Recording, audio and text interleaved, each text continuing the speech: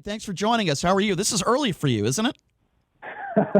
It is early for me, and yeah, absolutely early for me. But you know what? Nowadays, man, we have to have these kids in school. So I'm also I'm a sportscaster slash kindergarten and second grade teacher. Yeah, and I've met your family. You have some beautiful daughters and a beautiful wife, just I also want to mention this too, and a nice new home, by the way. So congratulations on that. So, but listen, my man, nothing better than to talk to you. In my personal opinion, you've been covering sports for a long time. Let me start with the Las Vegas Golden Knights. We're going to have Steve Grammas on coming up here at the bottom of the hour. What did you make of this? I mean, I said that some people agree with this letter he wrote to the Vegas Golden Knights criticizing them for canceling some games, and some people disagree. I'm one of those people that disagrees, and we're going to talk to him about it. Just from a person who covers the Vegas Golden Knights, a black man living in America, I think you understand exactly why the Knights did what they did. What do you make of this letter, and what do you make of the way the Knights handled it? Well, one, first of all, I was very happy, proud, and somewhat surprised in a sense when the NHL / the Golden Knights / Ryan Reeves of the Golden Knights stood up and said exactly what he said for the whole world to see, just basically in support of lives, human lives, people being affected, wanting some sort of equality. I thought that was a beautiful thing when Ryan Reeves did that, and the Golden Knights and the NHL decided to support the NBA, Major League Baseball, some NFL teams, and just humanity. You know what I mean? Like, I thought that was a beautiful thing. I was shocked that someone connected to the Las Vegas Metro would send a letter like that criticizing the Knights for supporting their players and supporting anyone that has a problem with a loss of life. Like I agree. Makes no sense. Agree 100%. So this is the question I'm going to ask him, and I want to ask you the same question because I'm one of those people that supports the police. I do believe the majority of police officers are good people. Yes, there are some bad ones out there, and we need to do something about that. But can't you support the police and at the same time support the Black Lives Matter movement? Why can't you support both? That's why I don't understand. The thing I have, how can you have a problem with someone supporting the life of another person? I just don't understand that. It baffles me. And one thing that I really had a problem with, as far as like the letter that was sent, is how you try to equate what the Golden Knights are doing in support of Black lives, in support of Ryan Reeves, in support of just what the NHL decided to do. How do you equate that with what would happen on October 1? Two have nothing to do with each other. But I will say this. Person on this earth that I agree. October 1 was bad. Bryan, I agree. But guess what? I will say this. I will equate it in this sense with the Vegas Golden Knights. They did a great job. And I know you will agree with me on this, in supporting the people who lost the families of the people who lost their lives. They also supported the cops and the first responders. In this situation, they're supporting the players and this Black Lives Matter movement. They did a great job in supporting law enforcement October 1. Why can't they support the movement? I mean, to me, they're both doing the right thing, in my opinion. Yeah, of course. Yeah, and one, just because you support one doesn't mean that you do not support the other. Like, right. That's the thing I don't understand. Like, how does that? The two don't equate. Like, just because who did not support all the first responders, police, and everyone else in what they did October 1? It was great. No one has a problem with that. How can you have a problem with that? Like, that's absurd. I agree. And I'll tell you something else, too. The fact that, as you know, the NHL is a predominantly white sport, a lot of people from Europe and Russia, all sorts of different countries, there are not a lot of black players in the NHL. Ryan Reeves happens to be one of them, and I'm a big fan of his, and I know you guys are pretty tight, too. And I thought it was a wonderful thing what Evander Kane did. He's a guy that Vegas Golden Knights fans don't like very much, but I'll tell you what, you better respect him because he was the one that got this ball rolling with this whole thing. And I guess the thing that I think is great to me as somebody white living in this country is the fact that all these NHL players seem to back the Ryan Reeves and the Evander Kanes. I thought that was a great moment of solidarity. I thought that was a great thing for the NHL, the commissioner, all the way down to Foley. I mean, we should be celebrating this. And by the way, it's not like the entire playoffs are done. They're playing again. I was watching some games last night. It was just a nice moment to see all these players, many of them who are white, backing the players who are black, and this whole process. I think it was a good thing, and we should be celebrating it. You're absolutely 1,000% correct. It was a beautiful thing to see that. And the fact that Ryan Reese pointed that out, I thought was great as well. But as far as what's going on in our country right now, me being a black man in America and going through what I've gone through my entire life, people have become numb to me, to Ryan Reeves, to say the LeBron James, just a black man speaking out about what we've gone through. Right. We need people that look like you. You know what I'm saying? Like, we need allies that are not black people that help to speak out, because people are numb to what I'm saying. So it helps a ton. It was beautiful to see that. It was absolutely beautiful to see that. If you're just joining us, we're speaking with Bryan Salmond, NBC3 lead sports anchor over there, who does a great job. Bryan, you know, I've had conversations with you about this. You know, I talked about Congressman Scott, who happens to be black, and he's a Republican, and even he said he's been pulled over 10 times only because he's black, and I think that speaks volumes. I've had these types of conversations with you as well, as someone who is an extremely successful person who happens to be black in this country. Has that kind of stuff has happened to you? If I recall, we've talked about that. You know, that has happened to you before, has it not? Yes, it's happened to me before. In fact, I've told you of times that I've been pulled over. I've had guns drawn on me by police officers. I've had guns drawn on me by, like, my car is surrounded. Get out of the car. Oh, I'm sorry. We made a mistake. I've been handcuffed in the middle of the street on my knees while my car's been illegally searched. I got pulled over just about every other day. Well, not every day, every week at least. When I was in high school, right? I drive by an officer and they turn around and come pull me over. Bryan, what happens? Bryan, what happens in one of those situations if you resist arrest? How do you think that goes down? Oh God, this is the thing though, is that growing up, my father has told me, you know, you have that talk where this is what you do if you get pulled over. And he's told me of conversations of when he's been pulled over and almost had, you know, a gun drawn on him. Sure. I know better than to move fast and put my hands over here. This is something that rings in my head to this day. To this day, what my father's always told me is like, I'm so glad. Don't give them an opportunity to make you an accident. And I'm so glad that you brought that up, and I'm so glad your father had that conversation with you. With all that's going on in the world right now, and in no way, shape, or form am I only blaming these people who have been shot and sadly some of them killed, like the Breonna Taylors of the world. But with that being said, I think we're speaking in obvious terms here. If you comply with police, you certainly have a better chance of getting out of there unscathed. It's not a 100% guarantee, but I think in a lot of these national, cases that make national news, usually, yes, is it bad policing? Absolutely. But I think in some of these instances, it's also people not complying. Would you agree with that? Yeah. See, this is probably where you and I differ just a tad bit. Is the fact that, one, compliance or non-compliance is not a death sentence. You know what I mean? I agree. There's different types of compliance. If you're going towards an officer with a gun or a knife, that they deserve to be shot. If you're just scuffling, if you're scuffling with police, while we don't condone that, you don't either. If you're not a death threat to the police officer, in no way, shape, or form am I saying you deserve to be shot. Don't get me wrong. Yeah. I don't think we disagree on that at all. There are different forms of non-compliance, right? If you're running away from a cop, yeah.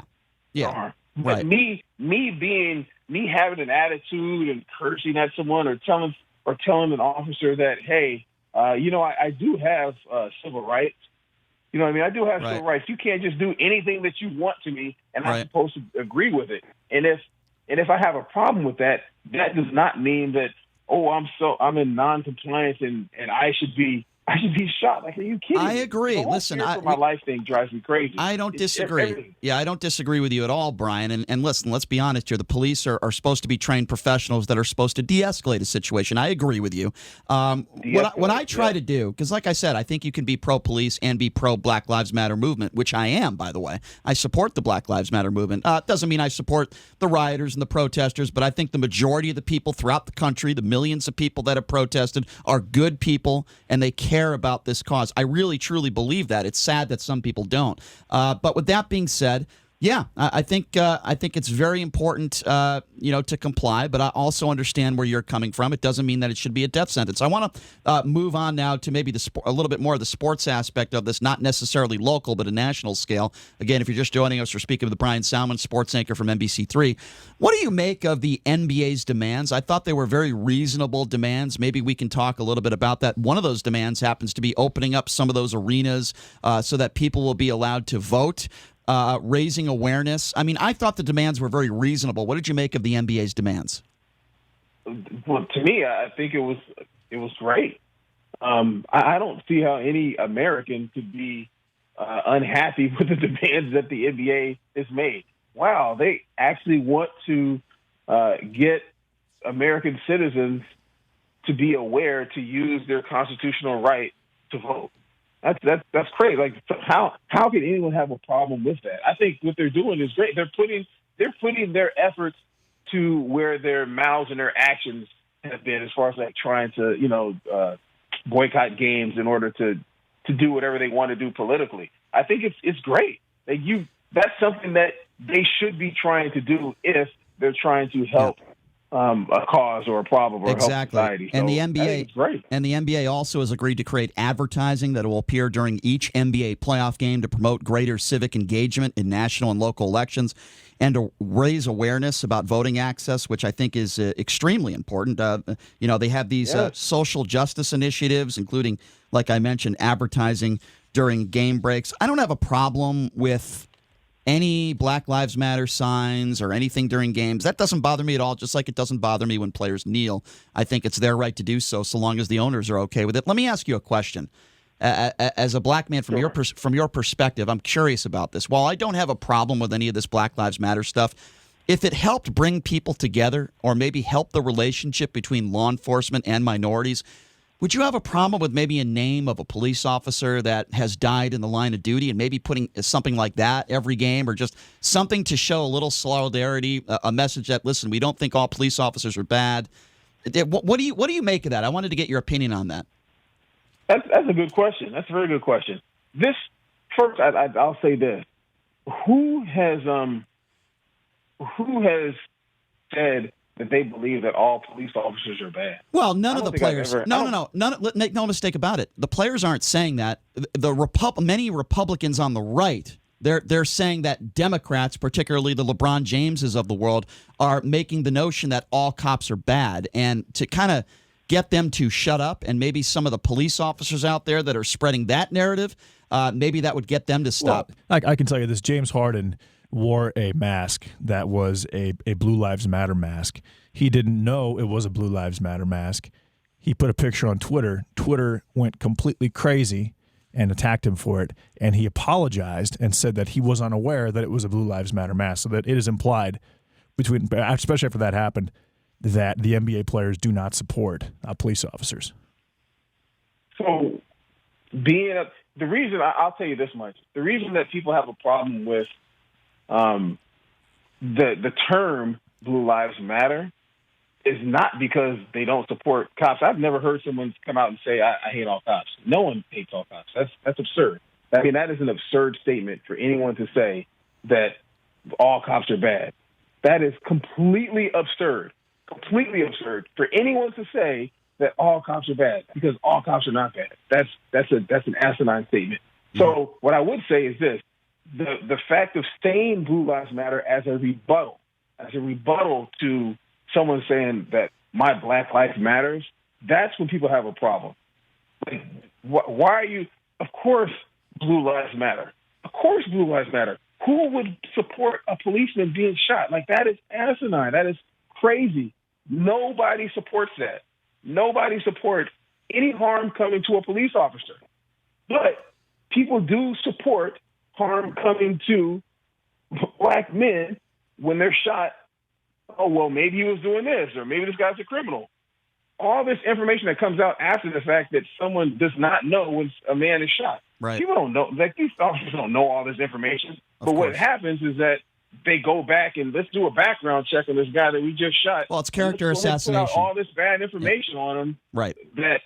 we did not know at the time, and that means he was two his things. killing was justified. Two things to what you're pointing out, and we talked about this yesterday. Number one, that's character assassination, but more importantly, number two, it has absolutely no bearing in the investigation into whether the officer was justified or not. I'll talk about Jacob Blake. There are a lot of people that are, talking about his past, his criminal past. Okay, maybe that's true. Maybe that's not true. I don't know. But here's what I do know.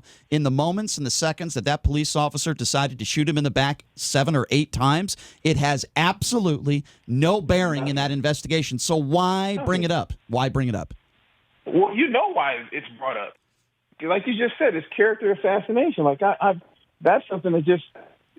And that implies that this guy's life did not matter. No, it certainly mattered. On the other side of things, I will say this, though. I don't want to paint a George Floyd or a Jacob Blake to be some sort of hero either. With that being said, it doesn't mean that they deserve to die. George Floyd was murdered. Let's just call it for what it is. It was a murder. I don't think that they should be role models or be up there, as somebody, who pointed a gun to a pregnant woman's stomach and what George Floyd did in a robbery. But with that being said, I'm on your side with that. There's no question about it. It has absolutely. Let me ask you a question. Go ahead. Who has painted any of these people as heroes? Just because someone is using a person as a symbol of what has been wronged to a particular people. I mean, George Floyd had three funerals. There was $20 million raised for his family. He was favorably compared to Jesus by a couple of people. A Confederate statue was replaced with his hologram. He was basically compared to Jesus. Yeah, he was by a couple of different people, and Martin Luther King as well. He was more or less turned into a martyr. He was a martyr just because he sparked a movement in that sense. But his life, no one's praising his life. A symbol because he sparked a movement, but not praising his life. I don't have a problem with that. I don't have a problem with what you're saying. You can use him for the movement. I totally agree with you. But what you just said, I also agree with. Is we shouldn't really talk about his life and what a wonderful human he was before that. Doesn't mean his life didn't matter. Doesn't mean he deserved to be murdered. Doesn't mean it should take away from the Black Lives Matter cause. I'm on your side 100%. I think we all agree on that. So moving forward now, we see the Las Vegas Aces. They've canceled some games. We had Bill Laimbeer on last week. We look at the Vegas Golden Knights are out back at it. Since you are the sports anchor over there at NBC3, there are a lot of people that are saying that the Vegas Golden Knights, and I agree, are one of maybe 3 or 4 teams that could easily win it all. And when you look at the teams that are left, I think it makes sense. How crazy would it be if the Knights won the Stanley Cup? I know we're getting ahead of ourselves here, and no Vegas fans were able to see it in person. I know. Let's go ahead and put the cart before the horse. Why not? Let's go ahead and do that. Well, I mean, right now they're 2-1 to win it all, so they are by far the favorite according to Vegas is the favorite according to Vegas at this point. Yeah. See, Jason, man, now they have the pressure. So is their favorite. They're going to tank. No, but this is a great team. And they're so deep. And it's not just that. The Aces are playing some great basketball also. They have a good chance just as anybody to win the championship. I'm just saying, just hypothetically, how crazy would it be if the Aces and the Knights both won championships during a pandemic? It would be like getting. I'm sorry. Go ahead. Sorry, it would be like getting kicked one time in each testicle. I don't know if it's that bad. Oh yeah, absolutely. Wow. Of course. Wow. But then afterwards, I mean, Brian, we were all at the Stanley Cup. We were all at the Stanley Cup 2 years ago, and that was an amazing experience, right? But hold on, let me just go with what you said. It's not that bad because I would add something that then afterwards your girlfriend is able to take care of you. Because you fair enough. Get to celebrate. You still get to celebrate. Well, Brian, quickly before we let you go, man, how do people follow you on social media? And are you going to be on the big screen today? Are you going to be on television tonight? Oh yeah. I'm Sunday through Thursday. I'm on.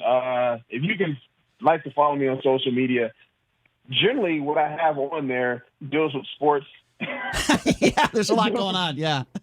It deals with sports. It's Bryan Bryan News 3LV. Bryan News 3LV. But yeah, I'll be on tonight. Of course, the Golden Knights play tonight. The Aces play tonight. The Aces are tied for first place. The Golden Knights are doing their thing trying to eliminate Vancouver, man. So we'll have a preview early today, 5 and 6 o'clock. Have highlights tonight. I'm pumped, man. And like both of you guys said, the Stanley Cup run was crazy, and if they could win, if both of those teams win, it will be bananas. Imagine a ticker tape parade down Las Vegas Boulevard, socially distant, or I don't even know how they'd even do that. Yeah, I don't either. That would be insane. Yeah, that would be great. And you know what? I think there's a legitimate chance. I think there's at least a 20% chance that could actually happen. Bryan, you do a great job over there at NBC, and you're a great friend. Thank you so much for what you do, and I appreciate you taking some time to join us, my friend. All right, we'll look forward to watching you on TV tonight. Yeah, Bryan, Jason, I appreciate you guys having me on, man. It's good to talk to you, man. You guys are all good dudes, man. Thank you. You Bryan. already know. Always Thank you, love Bryan. talking to you, man. I appreciate it. Thanks a lot, Bryan. And by the way, we have the worst initials in all media, BS. I just wanted to add that. But Bryan, thanks so much. That's actually true. Yeah. Thanks so much for coming on, BS. All right, All right, fellas. All right, later, man. My fellow BS. Take care. All right. Yeah, when I go to the poker room, right, and Bryan Salmond's a poker player as well. Sir, what's your initials? A BS. And I always get a stupid little smirk from the poker manager. I'm like, you jerk. Yes, those are my initials. It makes me want to put up a fake initial. All right.